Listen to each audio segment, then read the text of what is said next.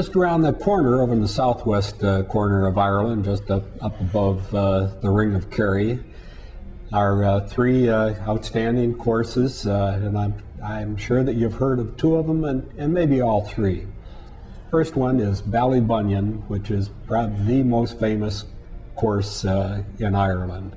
Every American I've ever known who went to Ireland always wanted to make sure that they played Ballybunion, including President Clinton, and a friend of mine who from Dublin, who worked for the one of the Irish Tourist Associations at the time, says, "Can you imagine? He played a 5-ball. He played a 5-ball of Ballybunion."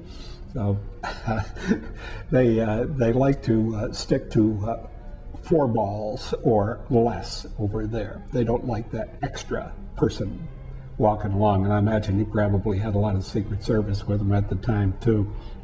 Ballybunion has 2 courses. The old original one that way back dates back into the 1890s, and there was a story in the Irish Times saying that it was just a rabbit warren just below the village, and it was such a terrible course that it required limitless patience, and it was so inhospitable and an inexhaustible supply of golf balls.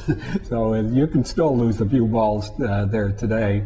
The first hole is one that should be a little pause for reflection. It goes right by a graveyard.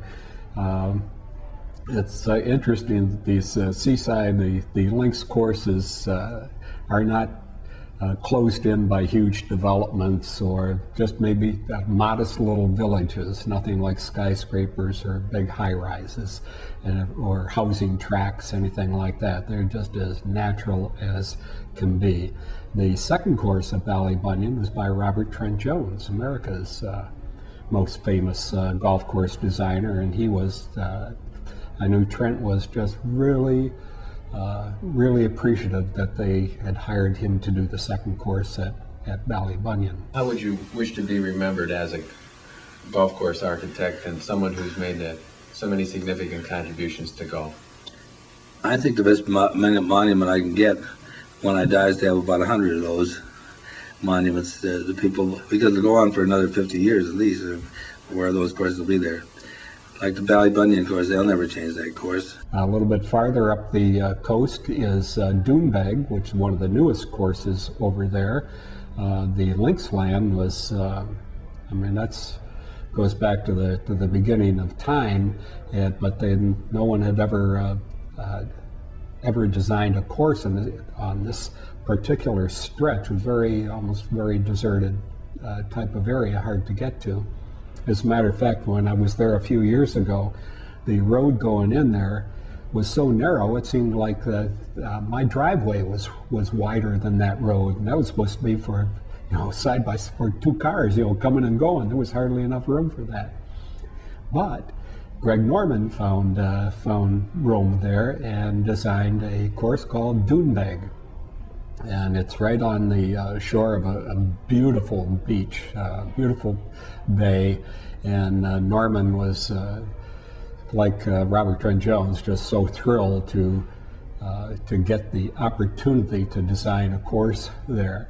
And it's interesting that every designer that I've ever heard of, whether it's Nicholas or Nick Faldo or Mark O'Meara, you name it, any of them, Jones, they all say, Arnold Palmer say that this land is the most spectacular that they've ever had an opportunity to work, and how thrilled they are. And they invariably say that when they're given the land to do a course there.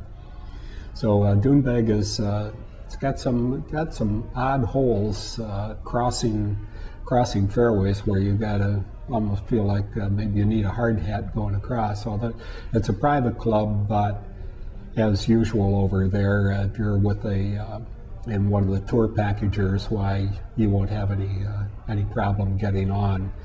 It was interesting when we went there. They hadn't had a clubhouse yet. They were working out of a double wide, but everything that they had in that double wide was cashmere, not lamb's wool like this. It was cashmere. So you can tell what the price tag they're going for there. And a little bit farther up is La Hinch, also just a wonderful, wonderful golf course. And the two of the most famous holes probably in golf, blind holes, which today, boy, you do a blind hole and everybody thinks you've lost your mind. Fourth hole's par 5, and there's a great big sand hill along the way that you have to go over and then to get to the green. And the next hole is the Dell hole, and it's a little par 3 between two sand hills. So you have no idea where you don't see the green at all. You don't see the flag. So they have a white stone, and they move that stone in line of where the flag is, and they change that each day. A friend of mine who used to be the golf writer at the New York Times was an overseas member there, and Gordon had a hole-in-one there. We always approved. We always said, sure, you had a hole-in-one. There was probably a caddy up there that just went and dropped it in the hole for you, and you're claiming that you made a hole-in-one. But it's La Hinch is a very historic old course. Actually was started by the Black Watch Regiment back in the late 1800s that had been in service there, and of course they were Scots, and so they wanted to play golf, and they saw this land, and that's how it began. And they had old Tom Morris, another Scot, who came over and designed the course, and most of those holes, most of the old Tom Morris holes are still there today, and it's just a delightful golf course to play. It's a beautiful little village nearby, and then also nearby are the Cliffs of Moher, which are, of course, world famous, and you can kind of edge up to the edge and peer over the peak, straight down the Atlantic.